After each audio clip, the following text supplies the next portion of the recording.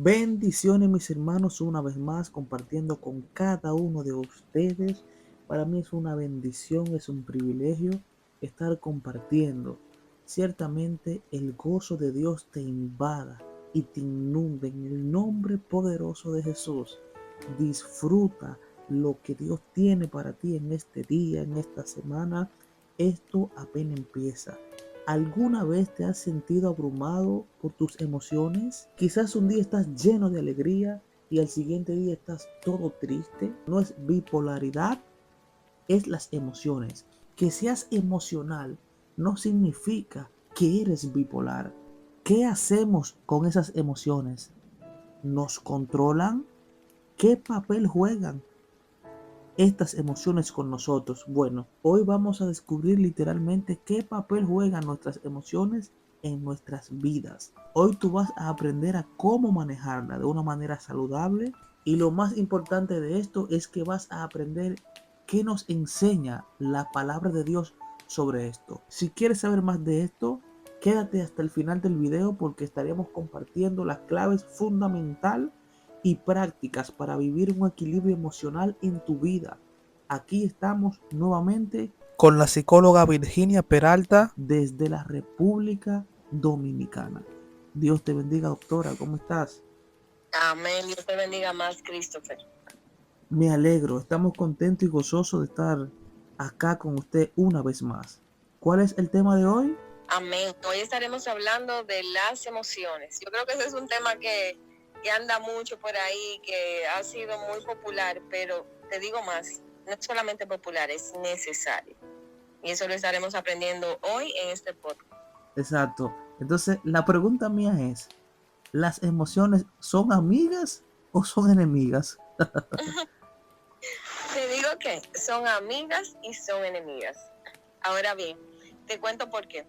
Las emociones, todos las sentimos. O sea, eso es parte del ser humano, sentir emociones.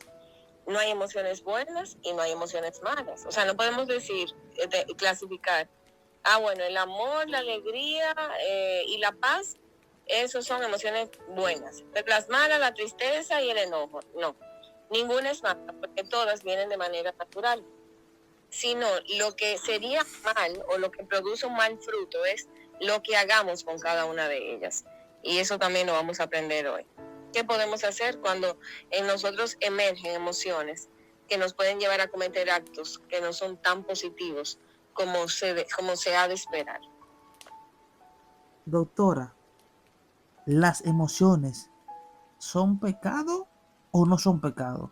Entiendo que no son pecados porque dice la palabra airaos, pero no pequéis. Si hubiese sido diferente, el Señor pone, si te airas, pecas. No, dice, ok, siente la emoción, pero no peques. Y eso es lo que vamos a hablar hoy. ¿Qué hacemos cuando emerge una emoción? Yo creo que en lo que hacemos, en la obra, en el fruto que produce, ahí sí podría haber pecado. Ok. Bueno, esto es todo suyo. Esa audiencia está allí ansiosa por escucharle.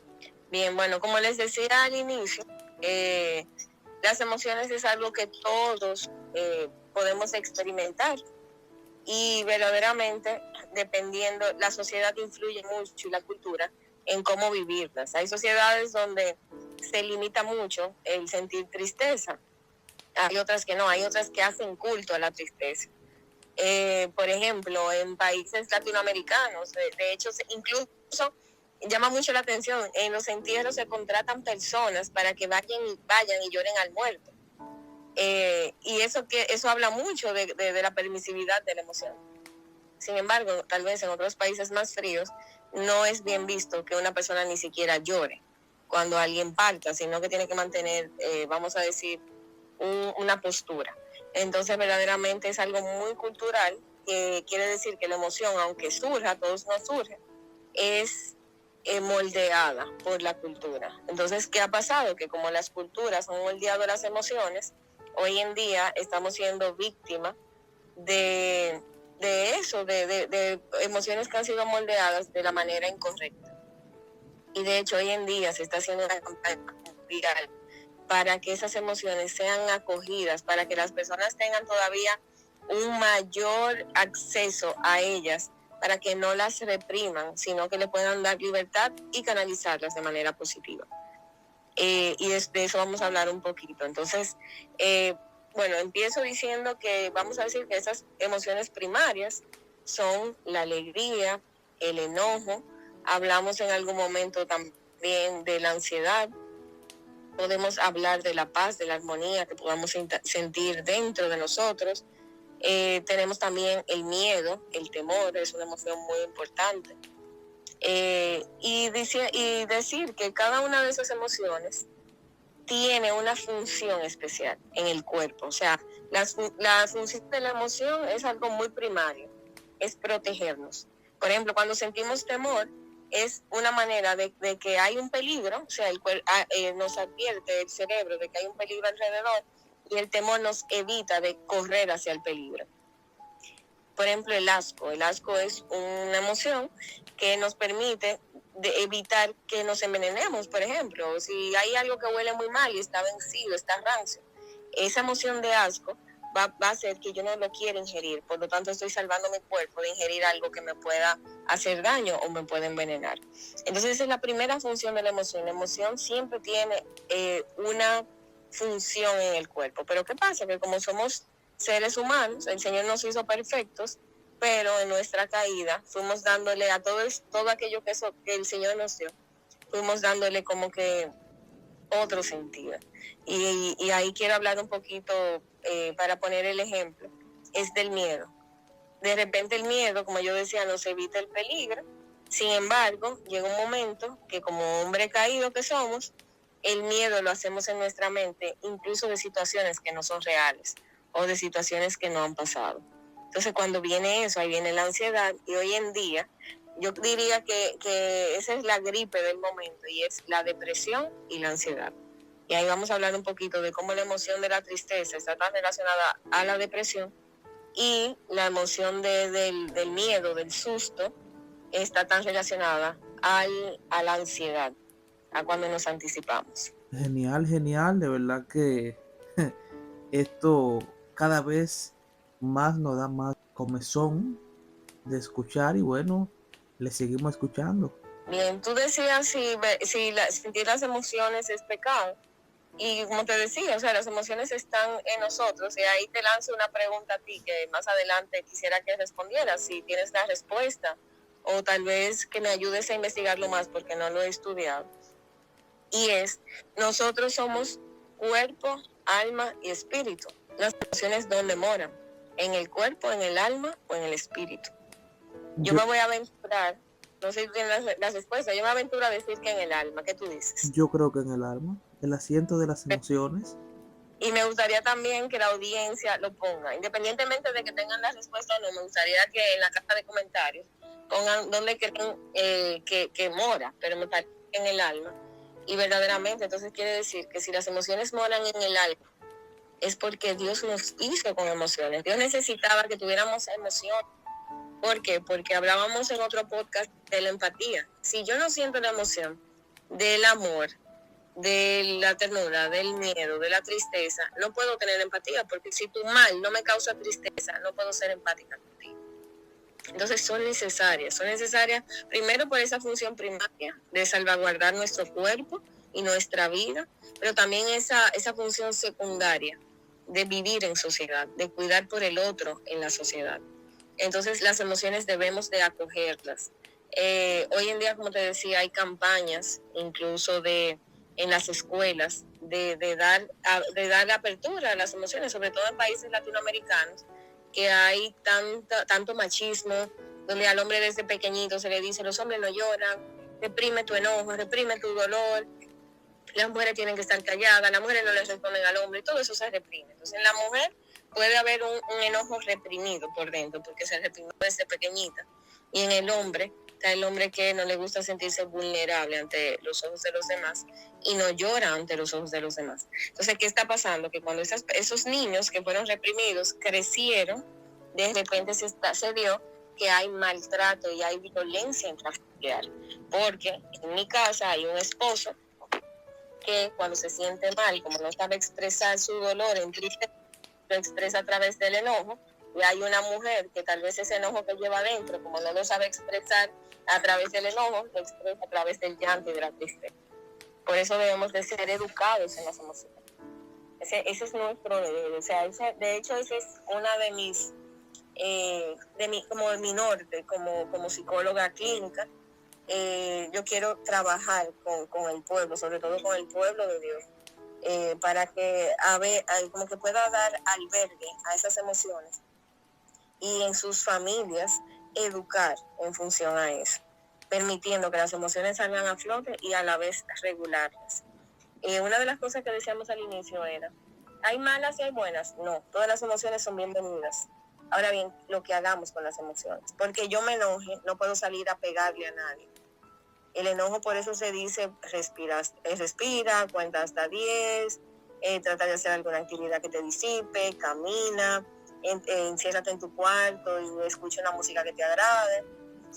¿Por qué? Porque si yo me enojo, yo no puedo ir a pegar, yo no puedo pegarle a mi esposo, yo no puedo pegarle a mi esposo, a mis hijos, sino que en la medida que yo aprenda a autorregularme, entonces yo podré tal vez calmar esa emoción y resolver las cosas o el conflicto de una manera más asertiva. ¿Y cómo nos podemos autorregular? Porque aquí hay personas que te escuchan que somos impulsivos, otros, no somos, o sea, unos somos impulsivos, otros somos más sumisos, o sea, ¿cómo otros lloramos de que no miren? Otros somos más fuertes en actitud en ese sentido. ¿Cómo podemos regular eso? Bien, como siempre digo, lo primero es identificarlo. Y déjame decirte que trabajo con niños, que soy terapeuta también infanto-juvenil, y los niños son expertos en identificar sus emociones. Y ellos, me encanta cuando ellos vienen donde mí y me dicen, yo estoy enojado. O sea, hay una película muy hermosa que me encanta y recomiendo que se vean también, que se llama Intensamente. Y en esa película Intensamente hay una niña que todas las emociones viven en su cerebro y eso le ha dado la oportunidad a los niños de tener una educación emocional. Pero luego también hay libros, hay lecturas que son muy buenas, que también permiten identificarla. Entonces cuando el niño llega, yo le presento unos muñecos, que cada muñeco representa una emoción y el niño es perfectamente capaz de decirme, esa es la emoción que me está causando problemas.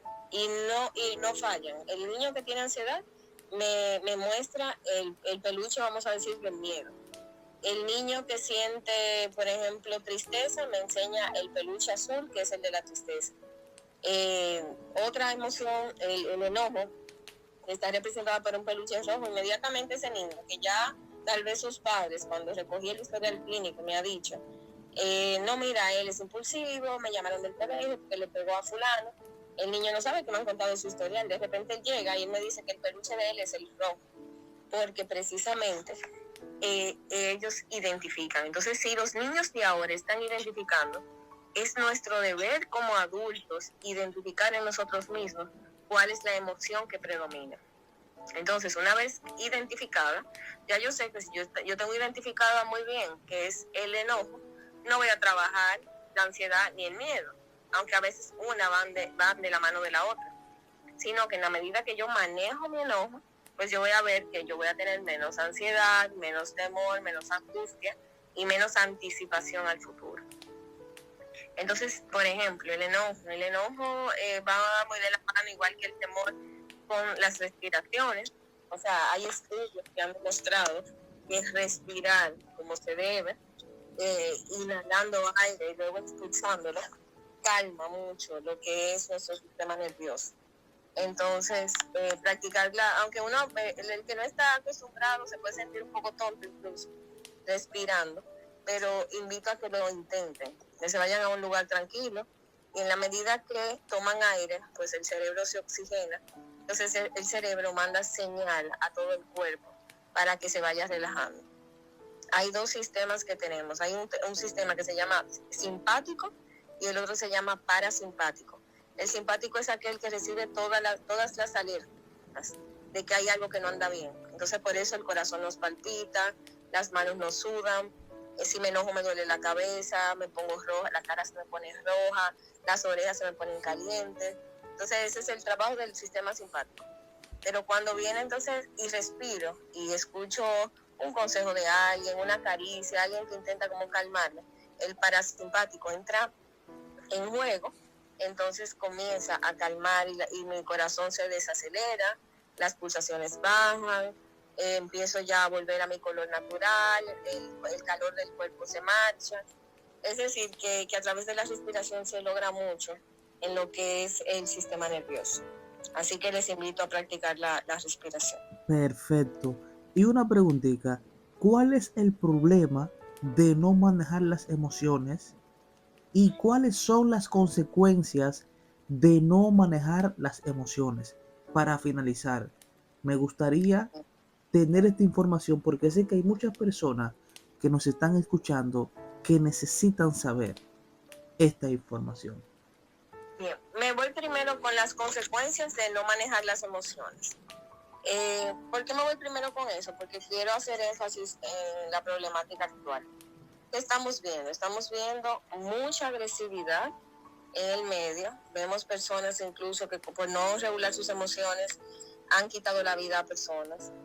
Han, por ejemplo, violentado, han maltratado a sus hijos, han perdido su hogar. La tristeza también, personas que han sufrido de una depresión terrible, que se han quitado su propia vida y todo eso. Entonces, esas son las consecuencias de no saber regular las emociones.